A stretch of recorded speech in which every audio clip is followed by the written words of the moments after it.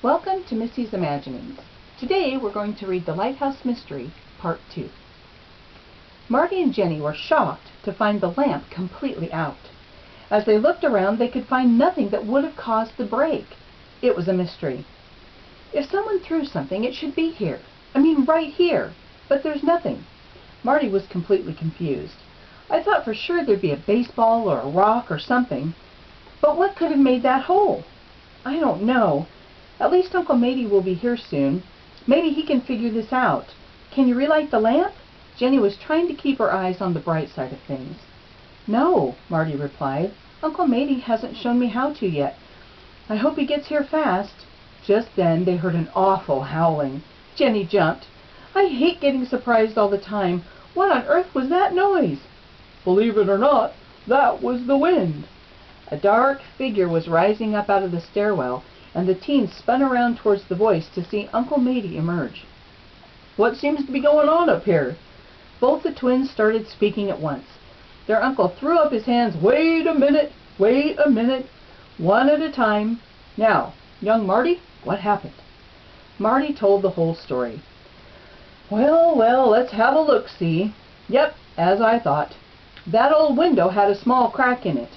I had already ordered the glass, but was hoping it would last until I could actually get it replaced. You already heard how the wind can howl up here. Well, believe me, it's as strong as it is noisy.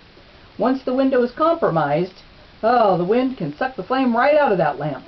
Come on, Marty, let's fetch a board for the window and get this old girl going again. Uncle Matey took Marty through every step several times to teach him how to light the great lamp of the lighthouse. Then they made sure there was fuel for the night. I'll have to keep watch on this tonight to make sure it stays lit. Jenny, run down to the residence and grab some towels that we can wedge in here to keep out more breeze.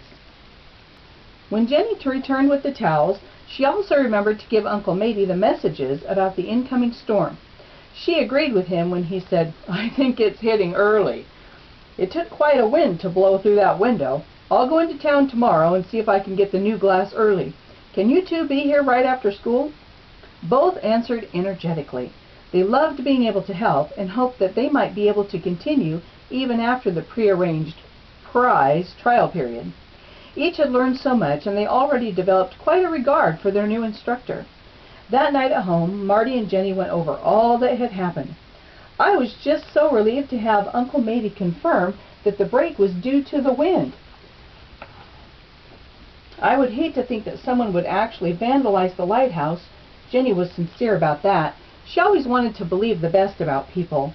She went to bed feeling quite satisfied with the day. The next morning, both were on their way to school when Marty remembered he had a test to make up from being absent the previous week. I hate to send you alone, Jen, but I need to get this test done after school. Uncle Matey seemed anxious to have us there right away, or I'd just have you wait for me. Oh, that's all right. I'll go right after school and help where I can. You can catch up as soon as you're done with your test. I'll tell Uncle Matey what kept you. The afternoon found Jenny skipping along towards the lighthouse. We'll make her skip along. She traveled down the road, and she became aware of someone behind her. She turned to see Jeremy and Rusty following. Uh-oh. I don't think that sounds good. She hoped they were there by coincidence, and she sped her pace thinking they would surely turn off the road soon. Her anxiety began to grow when instead of hearing their voices grow fainter, they grew louder. They were following her. She took a good hold on her bag and began to run. Why would they be following her? She looked at her surroundings and knew she still had a ways to go before reaching the lighthouse. While getting her bearings, she forgot to watch the road directly in front of her, and she tripped on a rut in the road. With a jerk forward, Jenny flung headlong into the gravel. Oh, no. She felt a sharp pain in her knees and her elbow. She glanced quickly backward to see Jeremy coming right up to her. Her heart was filled with dread. She hurt too much even to try to get away. Then he was there. But before Jenny could do anything, he was reaching down. Reaching down to help her get back on her feet. She was too surprised to say anything. Then Jeremy reached down for the umbrella that has been flung to the ground a little ways from where she stood, and to help her with her bag. "Here," he said, I don't think it's broken." He seemed surprised at himself. Jenny managed a weak, "Thank you." Jeremy's sudden and unexpected kindness gave her strength to turn to Rusty, who was now approaching. What do you guys want?" Instead of answering, Rusty turned to Jeremy. "I can't believe you helped her. Are you getting soft or something? Next thing I know, you'll be doing all that church stuff too." He turned as if to leave. There's nothing wrong with all that church stuff." Jenny had found her voice. "As a matter of fact, it's quite right. And you would find the good in it if you would truly seek goodness. God loves us all and wants us to know Him and the goodness He would give us." "Well, I'll stick with the goodness I can see, the kind that means cash. I hear talk around town about some treasure, some old thing stashed at that old lighthouse. Maybe it's time I try to find it for myself. Maybe I'll just do that. And who would stop me? That crazy old light keeper? He's nuttier than a fruitcake. Though I have heard of something strange guarding the old treasure. You'd be wise to spend as little time out there as possible." "I wouldn't want a little girl like you to be too frightened." With that and a harsh laugh, he grabbed Jeremy's arm and walked away. "My uncle isn't crazy," Jenny called after him. "He's a kind man who works really hard, and I'm not afraid of your stories either. I don't believe them." Just before she started again for the lighthouse, she saw Jeremy turn and give her a strange look. Once at the lighthouse, she told Uncle Matey all about her encounter.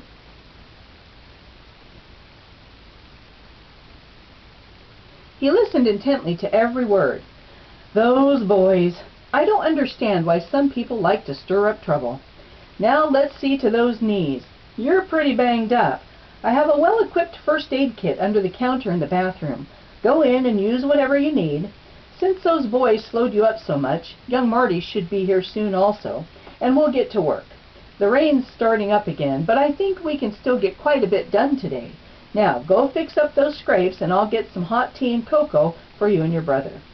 Jenny took no time at all in getting her knees and her elbows all bandaged.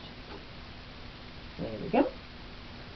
Then, while sipping on a refreshing cup of hot tea, Uncle Matey asked if she would mind organizing the downstairs apartment. "You have done such a great job upstairs.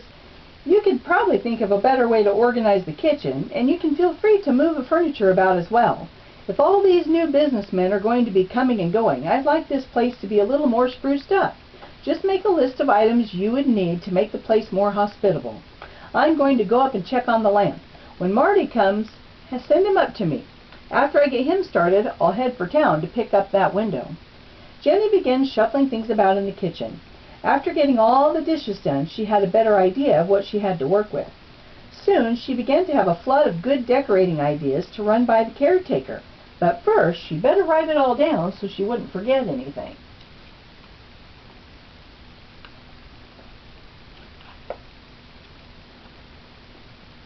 She looked around for some paper. Seeing a loose pile on a bookcase, she knelt down to where it rested on the bottom shelf.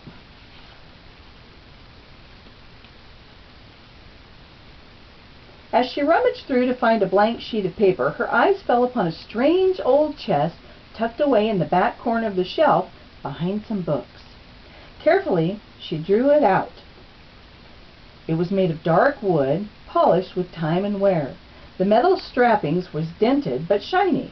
On the front of the chest was a very old lock covered with strange symbols.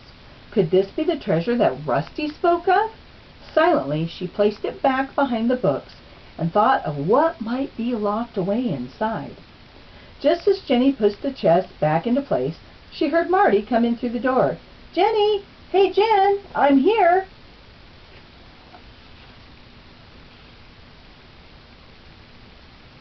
"Are you up in the office?" "No, I'm here." She stood up by the bookcase and walked towards her brother. "Uncle Matey wants you to go up with him to the lamp. He has some jobs for you to do, but I think you'll be mostly outside." "Oh, that's okay," he said. "I have my rain gear in my bag. But what happened to you?" He caught sight of her knees and her elbow. Are you all right?"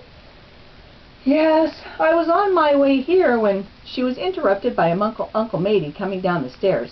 "Oh, there you are, young Marty. I'm glad you made it. Glad indeed. Come, come, we've got work to do outside. Miss Jenny is busy here, so let's get our bit of work, shall we?" The older man led Marty outside to where he had already begun setting up scaffolding along the side of the lighthouse. "It's not the weather for painting, but we can still get her ready for it. She needs a good scrubbing. The rain might actually prove helpful."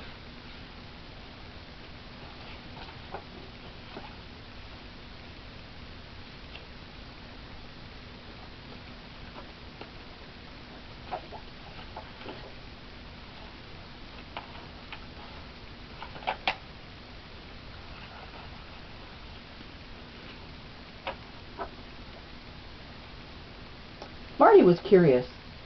"What do you mean by she, Uncle Matey?" he asked. "Well, the lighthouse is a beautiful lady, is she not?" Uncle Matey gave the boy a whimsical grin. "She's been my partner these many long years, so I just give her the identity she's earned." Again there was the silly smile, and Marty understood what he meant. Just as sailors love their ships, so was the old man attached to his own personality of the sea, his lovely lighthouse. Marty returned the smile and climbed up onto the scaffold to start scrubbing.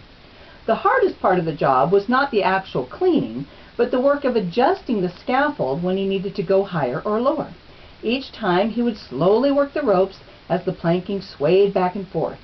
He had been working for close to 2 hours, and he was pretty high up. After finishing the side of the rocks, he was now ready to come down and move the scaffolding over. He reached for the clamp to loosen one side and felt the rope snap in his hands. The scaffold was falling! "Oh no! What happened? Why did the rope break? Is Marty going to be okay?" You'll have to come back when we read The Lighthouse Mystery, Part 3.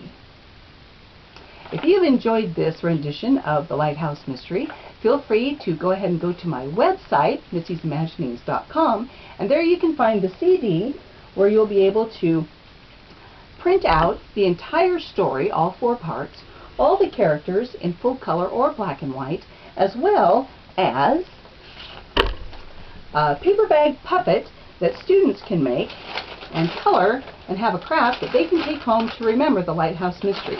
It's a fun story to use in VBS or summer camp or Bible club or Sunday school or junior church. So if you think that's something that would help you in your ministry, feel free to go ahead and go to missiesimaginings.com and check it out. Thanks for coming to my channel today, and I hope you'll come back.